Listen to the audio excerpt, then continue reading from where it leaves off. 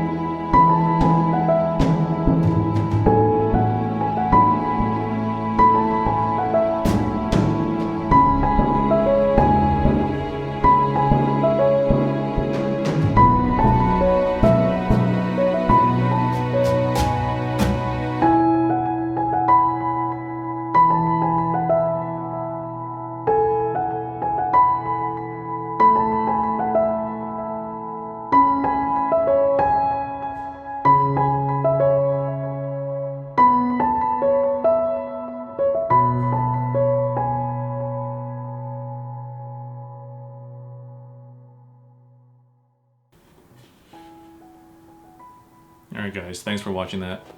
As you can see in those shots, there was some tear out here, some damage. But I think that's okay. It's not really any support, it's just more, you might get a splinter. These holes, I chamfered them, you saw in the video, and I guess now they're hand holes. You just carry it like this, which is good. This is probably a lot safer than before. I think I'm gonna leave the finish the way it is. I was gonna stain it again and finish it again, but it's not too bad. Give it that rustic look, and I might build another one because I have more wheels here that I ordered, thinking I was gonna just trash this one.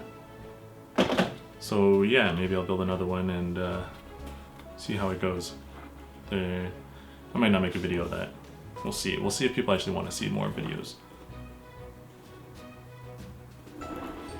This should move super smooth, unless like sawdust got in these wheel bearings, which it probably did. But it's probably still okay. Alright guys, thanks for watching.